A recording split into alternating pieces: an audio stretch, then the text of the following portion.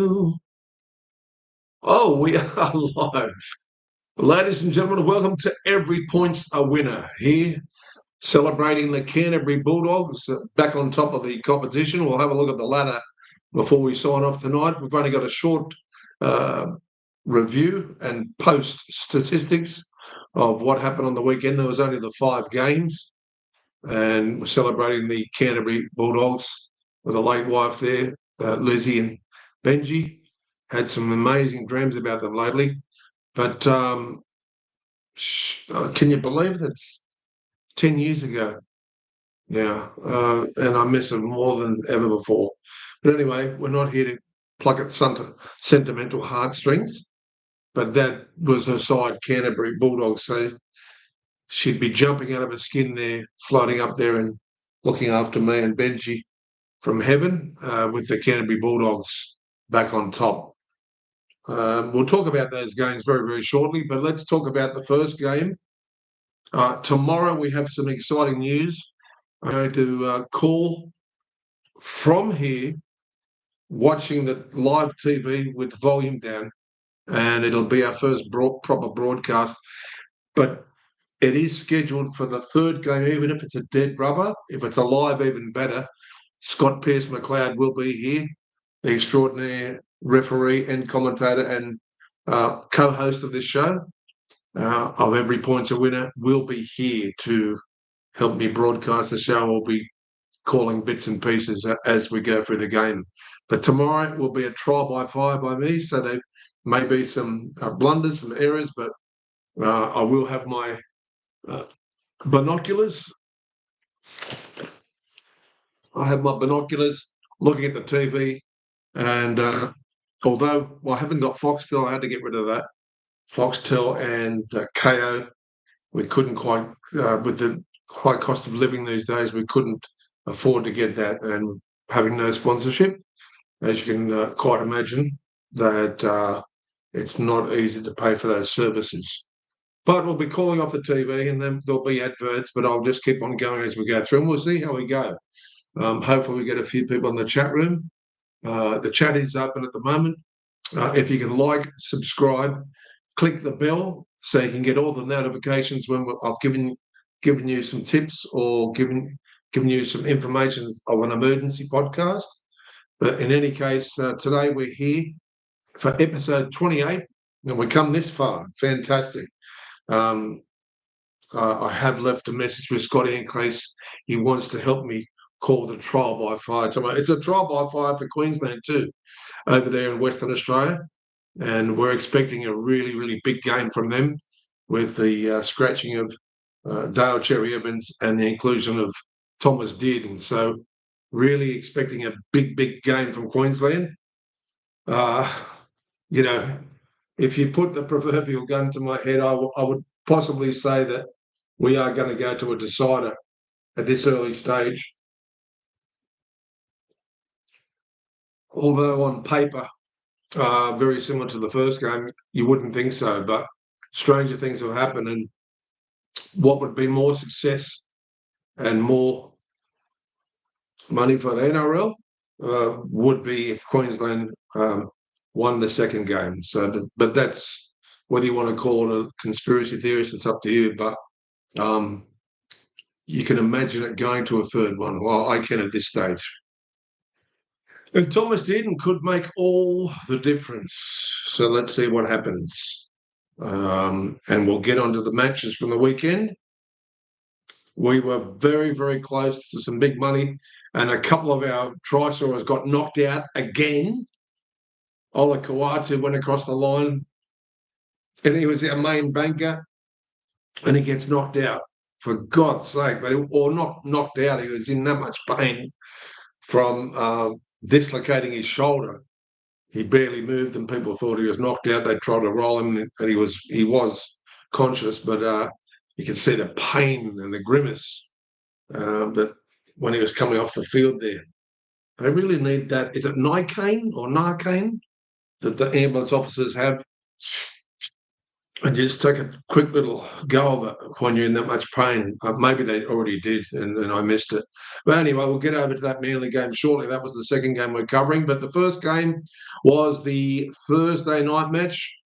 St George lowered their colours again, 18 to the Sharks 30. It was at Sharks home ground.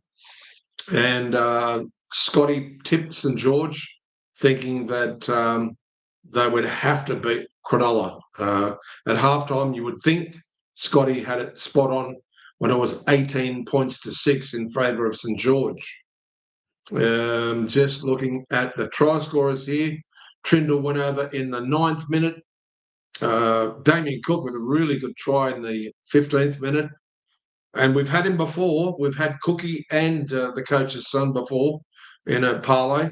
Britton Nakora, well, he was our first banker that we got up there, went over in the 48th minute. The two we didn't have for St George, and I entertained them, was Jack de Belin, but he's not your try scorer. He's not a prolific try scorer. And I think he got a bit of a surprise when he scored himself. And the one that I probably wouldn't have put in there, even if you gave me free money, was Lincoln King Togia that went over in the 25th minute. Braden Trindle crossed twice, and I was entertaining him. Sanoni Katoa, I was tossing up between him and Ronaldo, but I left them both out, and Katoa went over twice, but he was long odds on. So unless you had Britton Nakora and Damien Cook with him, it wouldn't have been much value for you there. So we were lucky to get partially 3/4 of our money back there with Britton Nakora going over, but nothing really substantial to link him with the guys I had for St George did not show up, including Gutherson and 2 other players. So let's go across here to the team stats, see where the game was won and lost. Just go down here for a minute. The top performing players, Blake Brayley, 52 tackles. He is a monster when it comes to defence. Jacob Little got a little bit more of a run, 44 tackles, was pretty monstrous. Most run metres was Sanoni Qatar, which led to 2 tries, 268 metres, and Mitchell Suli. Is it Suli? Yeah, Mitchell Suli. Or Moses Suli, sorry, 177. The player I think they're really missing is Jaden Sewer. He's really lacking for the side. And, of course, Christian Tuapolotto, who's still out with that torn hamstring, very much like many of the players in the NRL. Something's going wrong. Is it the pace of the game? Is it the brutality of the game? We don't know. Most line breaks, Blake Brayley and Wonder Gutho. So let's go across to the team stats, and then we can have a look at some real interesting facts of the game. Time and possession, 31 minutes, a lot more for Cronulla, which makes sense on the scoreboard. Possession, only 24 minutes there for St George. Possession, 56% to Cronulla, and only 44% to St George. All runs meters, they ran rings around the St George team in the second half, and it was a game of 2 totally different halves. St George dominant in the first half, Cronulla exceptionally dominant in the second half. So tackle breaks here, 26 to St George, 35 tackle breaks to Cronulla. So there's where the damage was done. The average set distance was 46 metres for Cronulla and only 44 for St George. Kick metres, wow, 357 for the Sharks and only 100 for St George. Awful kicking game, and I'll keep on saying it until I'm blue in the face. There's something not right with the middle there with your 5/8 and your halfback. There's something not gelling there, and the forwards are inconsistent. But anyway, I really thought they were going to get Scotty a win here at half time, but Cronulla came back pretty well. Offloads 14-7 to Cronulla, Receipts were pretty high for Cronulla as well. Total passes, very similar. Dummy passes, 43 to St George and 30 to Cronulla. The kicks, 28 to 23 in favour of Cronulla. And looking here, forced dropouts, interesting, 3, a lot of pressure on Cronulla there. They got out of jail. Kick diffusal was pretty good for, so the kicking game was off for St George, only 43%. And one of those led to a try, of course. We're talking about, which I noticed. I watched the extended highlights. I always listen to the radio because I love the broadcasters, and I paint the picture in my head. And then I watch the repeat of the game over the next couple of days. So the diffusal here, kick diffusal, 83% to Cronulla, so that's phenomenal. 18 bombs to 3, so they gave it back to them. Grubbers 3-1 to Cronulla, and tackles made there, 376 to Cronulla, 400 for St George. Missed tackles, 26 for Cronulla, 35 for St George. It's written all over this stat sheet here. Intercepts, 1 to Cronulla. Ineffective tackles, 22 to St George and 13 only to Cronulla. Errors, surprisingly higher for Cronulla, 10-6. And penalties conceded, St George, with ill discipline, 6-4. So there you go. I was mentioning that the kick that Sloan boppled and ended up being a try, I think, to one of the Cronulla players. I just can't remember who dived on it. It might have been Trindle, but anyway, it was Sloan coming up, and he's actually knocked Gutherson out of the way. He had the ball covered, and he's been horrible under some bombs for the last year and a half. Tyrell Sloan, I think he's a fantastic player, but he does have some chinks in his armour. And you can see Gutho go like this. What the fuck? Well, excuse me for the French. What the F? I got the ball, mate. Gutho was really pissed after that. So let's get on to the next match. St George have got a lot of soul searching to do, and I've said that for the last couple of weeks. The second game was the Friday night match, and this was the game that crushed our souls. But it was a great tip from Peter Aristides Connors, who's in our Monster Cup tipping competition, and there's 1 point between the first to second, and then 1 point between second to third. Scotty's running second now. I pushed him back out of the leader's position, and with a near perfect round, but it was a split round, was Peter Aristides Connors. So he tipped the Gold Coast here. That's why he got 5 out of 5, because most pundits went for, and punters went for, the Manly Seagulls. Just click that whistle wet.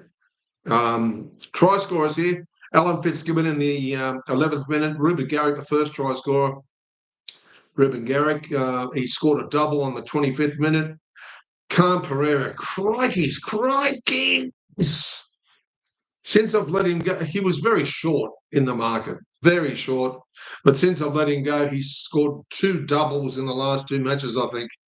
It might have even been more. It's just mind-boggling. As soon as you jump off these players, they get up. Jaden Campbell, I have tried. For me, he's as bad as catching Jacob Little from St George. Every time I've had him with Brimson, Jaden Campbell, they don't score. And as soon as I let them go, Brimson set up that trying for Campbell, and he was really good odds. Fair dinkum.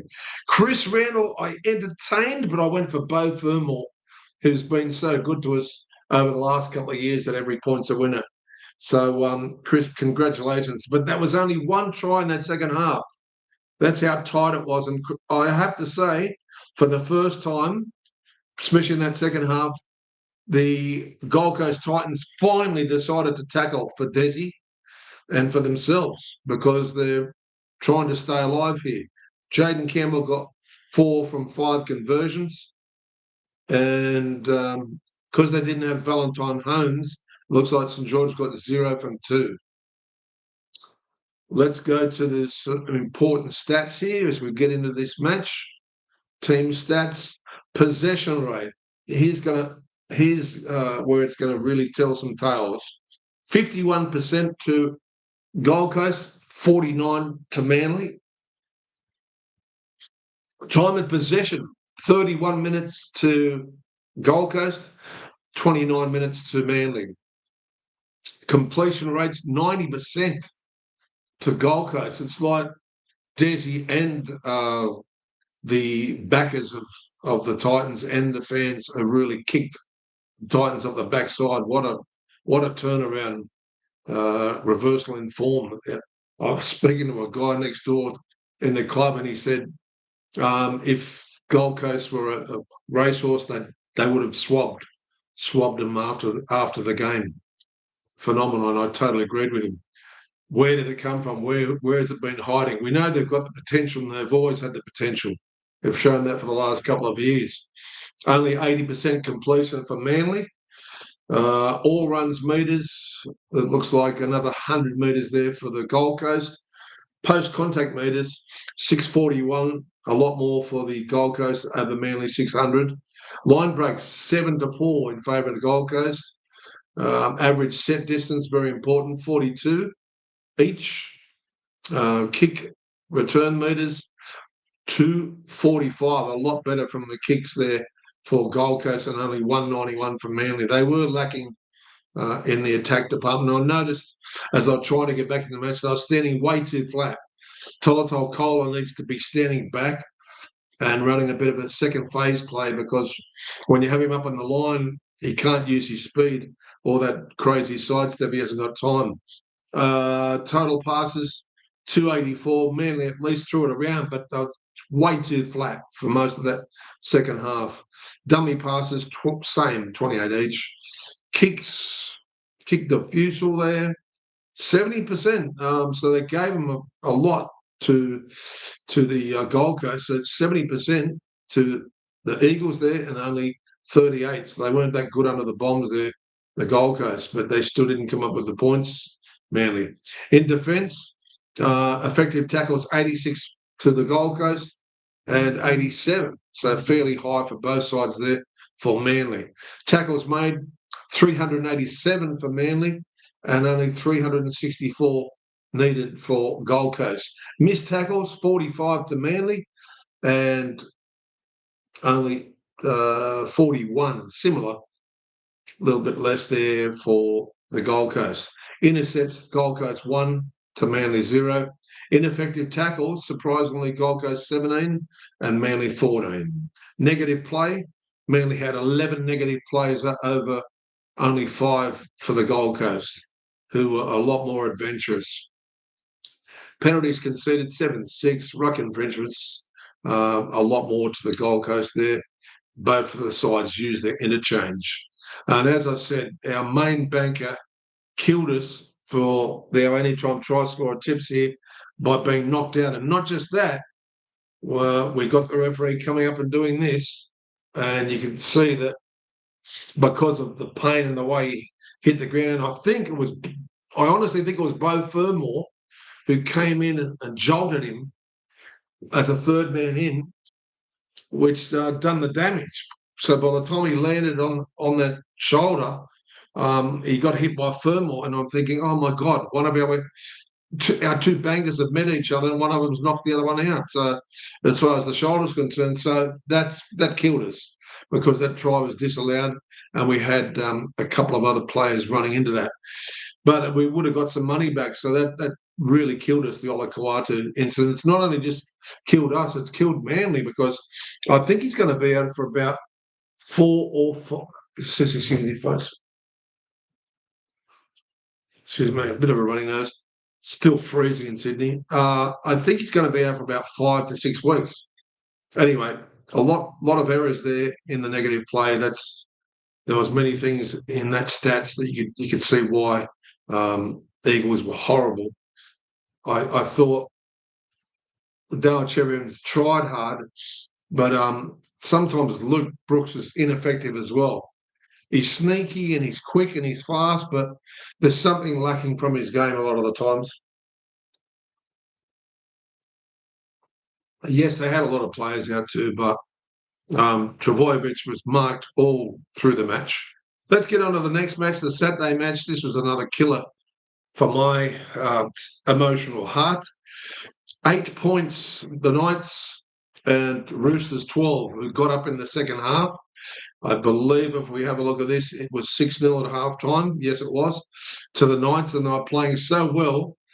But their biggest problem in this game, they had no Bradman Best, no Kalen Power, and the biggest one we had as one of our bankers who got scratched before the games, probably even prior to the warm-up, was Fletcher Sharp. He was a big, big exclusion and killed us because they needed someone like that has got that explosive speed and works really good with Dylan Lucas. So they couldn't, with the young players in there, one young player scored, Kyle McCarthy, in the 3rd minute, and it looked like the Knights were going to really, excuse me,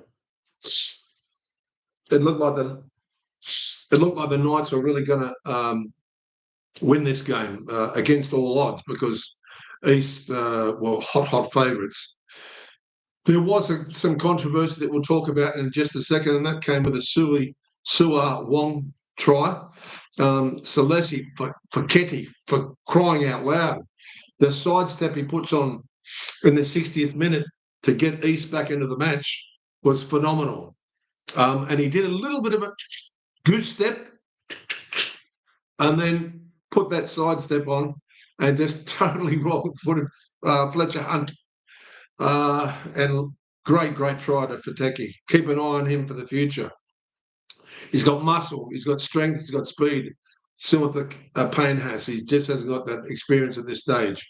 But the Sua Wong try, okay.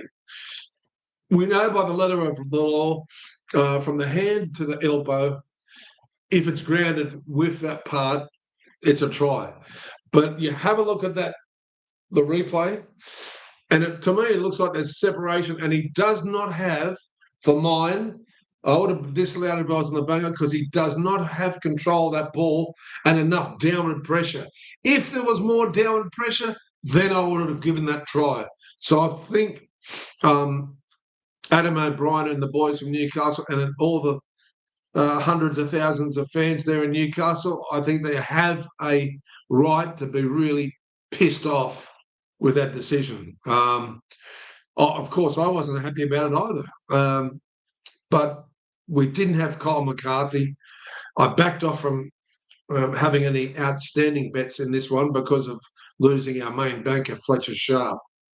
So I guess lucky we did because I think we had Sanders Smith and Billy Smith because Sanders Smith was named on the bench and got to play after another late scratching there. Nwanga Nitawazi also let us down. Excuse me, folks. This happens every time. Every time I'm broadcasting. Unbelievable. Well, it has been a pretty cold start to winter. We got enough coffee in here to keep us going? Let's see. We really want to have a look at the stats here. Tedesco played out of his skin and set up a couple of those tries. Team stats. Time of possession, 80% to the Roosters, 77% to the Knights.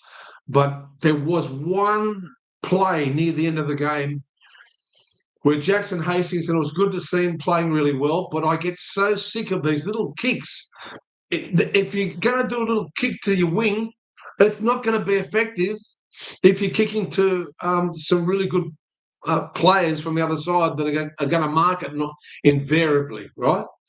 But if it's not high enough, your players haven't got enough time if they're running from onside with you to come out of the air and grab it. So it was an ineffective kick. And not only that, I've looked at 3 or 4 times. Have a look at you Newcastle fans. You can clearly see Jackson Hastings, if he takes the line on himself, there's a 3-2 overlap. There was 3 players there for Newcastle. They were 5 metres out. Yes, it was near the end of the game, but there's no need to kick. Take it on yourself. You know, it was his first game back, and it was great to see him finally get put in the side because it's been a devastating year for him. But go to the line. Half of you, a lot of you halves won't take the line on, unlike Dearden and a lot of players that go hard up the middle. You've got to take the line on. If he takes the line on and even throws the dummy inside or outside, he goes straight and then he's moving out to the right, then he's got the overlap. He's drawn the other guy in, and even if he stands up in the tackle and gets it, there's a 2-to-1 overlap straight in the wing. For God's sake, when they kick it, it drives me crazy as a option. And it wasn't even a good kick. But anyway, I'm speaking as a rugby league enthusiast and a Newcastle Knight fan. And of course, I've got my heart shattered after that game because it was a game we should not have lost. And how many times have we heard that this year from the sides that are really flailing at the bottom of the ladder like Newcastle? Let's have a look at the completion rate here. 80% to the Roosters, 77% to the Knights, 33% time of possession, a lot more for the Knights. They couldn't do anything with it without that level of attack. Sharp, Ponga, Best, and many other players that are missing. 28 minutes there to the Roosters. Line breaks, 3 each, 3 apiece. Tackle breaks, 3 each. Just looking here now. The tackle breaks, the line breaks were 3 each, but the tackle breaks 35 to the Knights and only 27 to the Roosters. So the defence was fair until Roosters got a sniff with that first try. Average set distance, 45 metres, pretty much the same, 45 metres for both of them. Kick returns, 250, good returning there from the Knights. 134 from the Roosters. Passing offloads a lot more to Roosters. They're starting to throw the ball around, 12-5. Receipts, fairly good to the Newcastle, about 100 more receipts. Total passes, 319. So they were throwing it around. So you've got to hand it to the Roosters' defence, I'd imagine. 225. Dummy passes, 25-20 to the Roosters. Kicking metres, 857, a lot more for the Roosters. Only 708 for the Knights. Now, the forced dropouts was 1 to the Knights, 0 to the Roosters. Grubbers, 3-1 to the Knights, and I think at least they got a return set of 6 out of 2 of those 3. Tackles made, 372. Knights, Roosters did have to defend hardcore, 454. It shows their quality of fitness in that side. Missed tackles, 27 to the Knights, not bad, but 35 to Roosters. Surprising they held them out, really. It was only the inept offence. Intercepts, 2 to the Roosters and none to the Knights. Ineffective tackles, this is where it's disappointing. 18 ineffective tackles for Knights and only 9 for Roosters. That makes a big difference. The errors, negative play, 13-12, favour of the Knights there. Penalties conceded, 6 penalties, Roosters, over 3. Over 3 to the Knights. Ruck infringements, 2 to the Roosters. Nothing much more to say there. They only used 7 interchanges there, the Roosters, and 8 for the Knights. Yeah, I think it was a game that they should not have lost, but lacking that attacking flair and offence was their big letdown there because the defence did fairly well. even though there was gaps across the park. Let's go over to the next match now. It was Cowboys being decimated, and here's where we picked up some money for the weekend, and it got all our money back and put us about $20 or $30 in front. But there was an incident in the game, and I wanted to hear your idea of what you think as a punter, or you just have to cop it sweet. We'll talk about the Cody uh, Nicarima incident shortly, because he was one of our main bankers. Now, where our other bankers went for the North Queensland Cowboys, I don't know. I'll tell you one thing. Although they didn't have Thomas Dearden, and they still had Jackson Purdue in the freaking wrong position. They were horrible in the middle there. There was a lot of mistakes, and we'll go to those stats shortly. Let's have a look at the try scorers. 10 tries to 1. Let's count off the sides that Dolphins have done this to. They've done it to Canterbury. They've done it to North Queensland. And they did it to St George only recently. They're a great attacking side. It's like they've been playing together for years.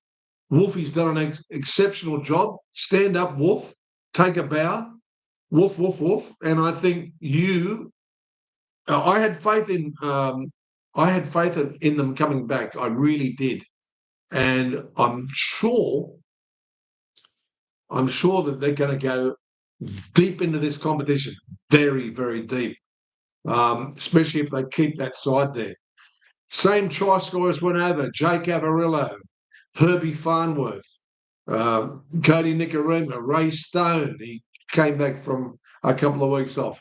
Kurt Donahue, Oren Keeley. Oh, I was that close to putting him in, but I went for Connolly Lemuelu, who has not let us down this year, apart from in this game. But anyway, we still got we got 2 doubles, and we got 1 3-leg parlay, which gave us a nice $57 collect for a $2.50 outlay. And that was Cody Nicarima, Jake Amarillo, and Herbie Farnworth.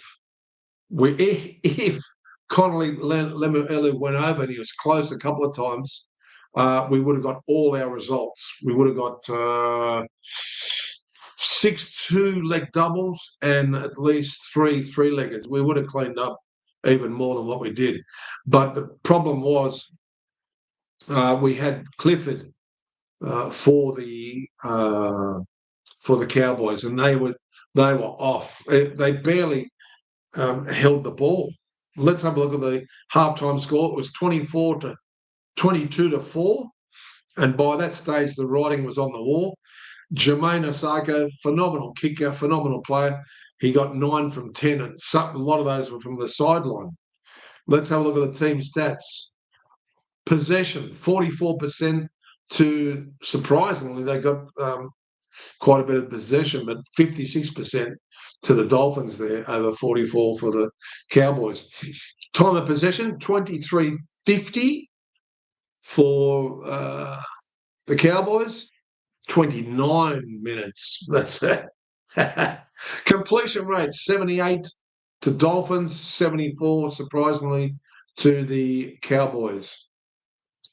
All runs, meters, crikey, 2,200 to Dolphins, only 1,400 to the Cowboys there. Line breaks, 11 to the Dolphins, and only 2 to the Cowboys there.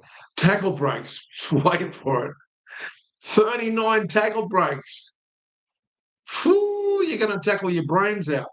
39 tackle breaks, 16 to the Cowboys.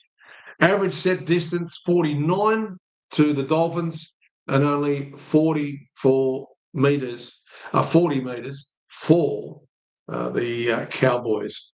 Kick return metres, phenomenal, 233 for the Dolphins. This is disgusting. Disgusting. 51 metres. I'm not laughing. I'm frustrated because I needed you guys to play better than that for our anytime try scorer. 51 kick return meters against 233. You're not going to stand up against it. Average play the ball speed, we don't need to see that. Leave that to the refs and the coaches. Offloads 20. Dolphins over 4 to the Cowboys. The receipts were very high for very good ball handling for the Dolphins there, a lot more. Total passes, 286, threw it around like a hot potato, and only 209 for the Cowboys. Dummy passes, 9-6 in favour of Dolphins. Kicking, 480 metres to the Dolphins, only 419 to the Cowboys. 88% kick defusal, phenomenal for the Dolphins, and ineffective kicking there and ineffective catching from the Cowboys, only 64%. Grubbers, 2-1, Cowboys. Tackles made, 347 to the Cowboys, only 302 needed for the Dolphins. Effective tackle, 83% to the Cowboys, 94% effective tackles for Dolphins. Missed tackles, here's your game here, right? Missed tackles, 40 missed tackles. Oh, crikeys. If you're a Cowboys fan, yes, they had half the team out, but your young guys have got to step up as well. 40 missed tackles against only 14 for the Dolphins. Intercepts 1 each, ineffective tackles. We went through that, just disgraceful. Negative play, 14-12, fairly similar. Ruck infringements, 5, a lot more for the Dolphins. Ill discipline. And there's not much else you can say apart from that game. But there is one incident. Cody Nicarima is in the clear. And yes, what I heard on the radio, they said Herbie Farnworth was going for his 50th NRL try, and I think he has scored for the last 8 to 9 matches, so he's a great anytime try scorer. What if Cody Nicarima, now he was across the line and he turned back around and then he unselfishly gave it to Herbie Farnworth? What if he stuffs it up, right? But not only that, I've got him as a banker. Put the ball down.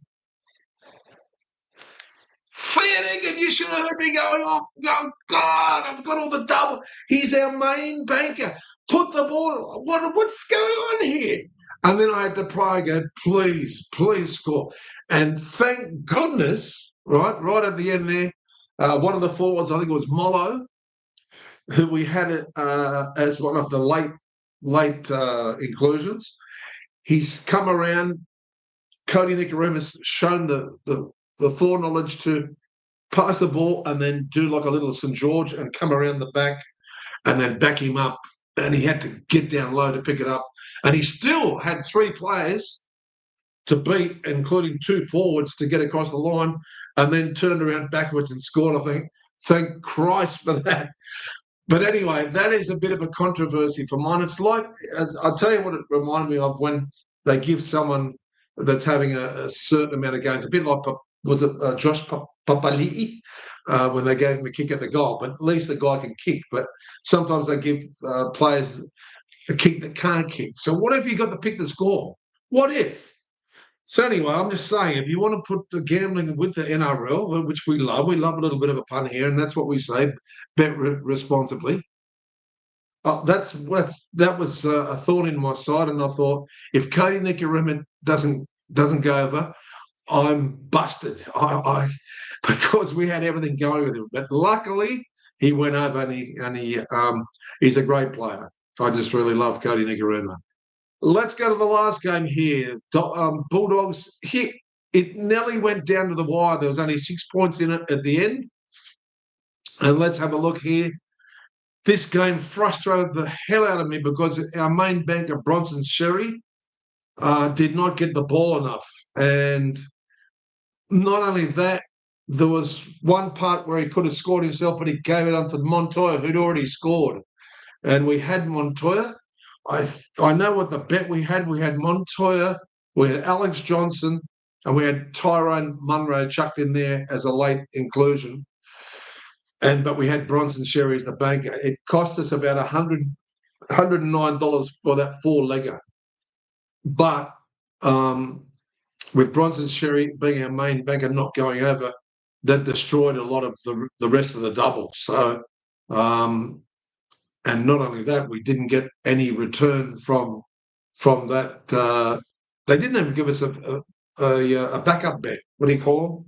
A bonus bet. I thought if you get 3 out of 4 when you have a multi, you should, and you've made it like a bonus bet one, that you should get a bonus bet. But anyway, they're a bit fake, those bonus bets anyway, because if you have it on an anytime try score, it takes about 2 to 1 off your collect.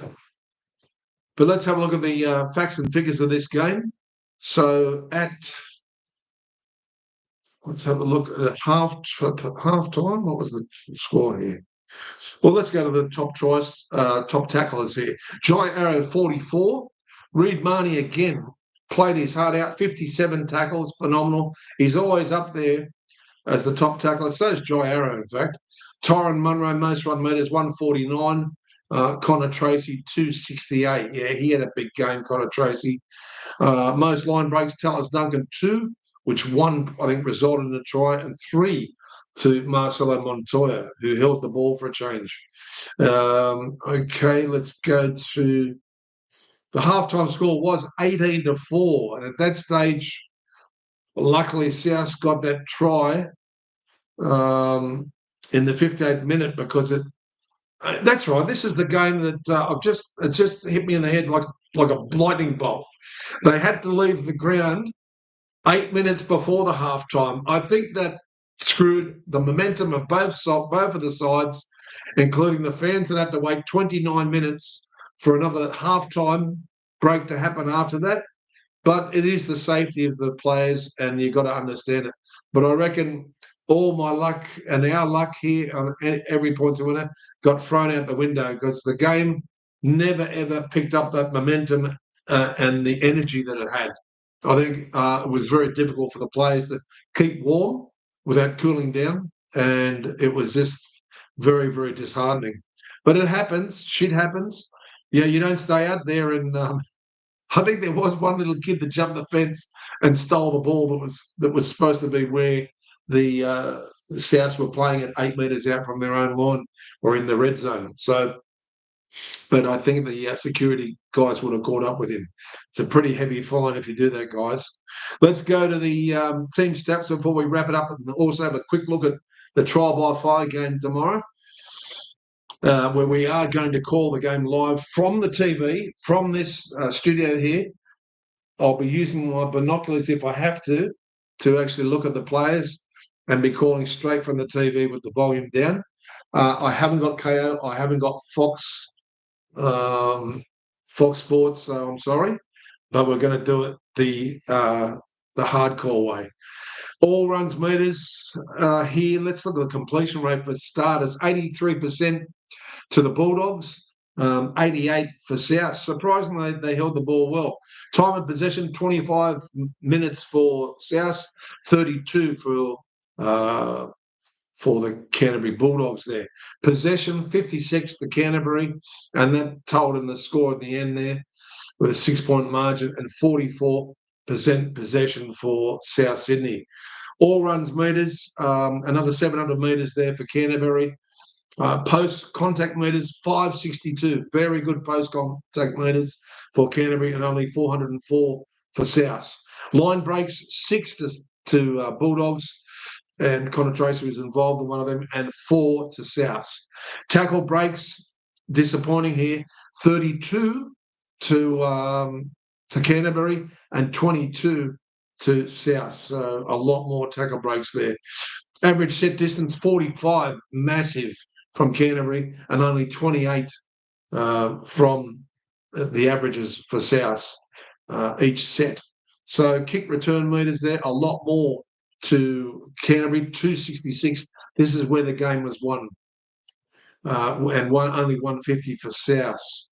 Offload, 16. They threw it around like a hot potato. 16 to Canterbury and only 5 to South. Receipts 506 to 430 to Canterbury. Total passes 275. They're playing like the Canterbury of old, and 241 to South. I think, we had Keon Kolomotongi as one of our main bankers, and he went off injury at the end there, or was a HIA, and he didn't have enough time to come back. So that was a thorn in the side. We had Kiraz. He had a disappointing game, a real discombobulated game of attacking. He dropped the ball a few times. He didn't. I don't think he's that comfortable there in the centres. But of course, the whole side was shuffled around.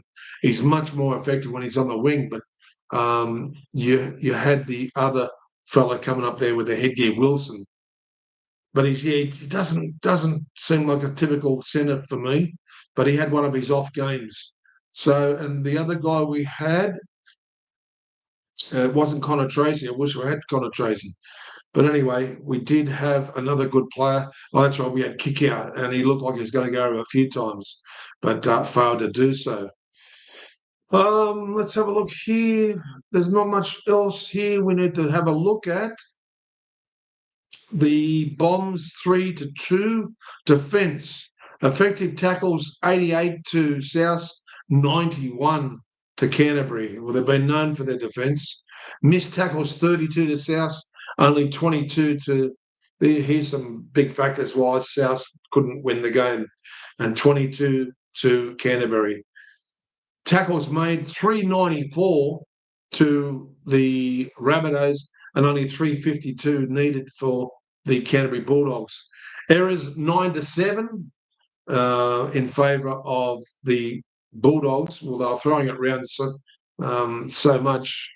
Penalties conceded 11-4, a little bit ill discipline there from their Dogs, and that's about it. Both sides used 8 interchanges each, but it wasn't that stop and start game because of the lightning when the players had to go off the field.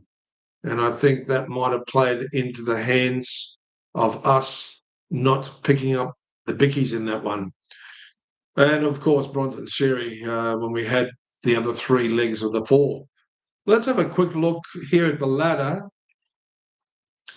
There's the ladder there. Up on top is Bulldogs with 26 points in first position.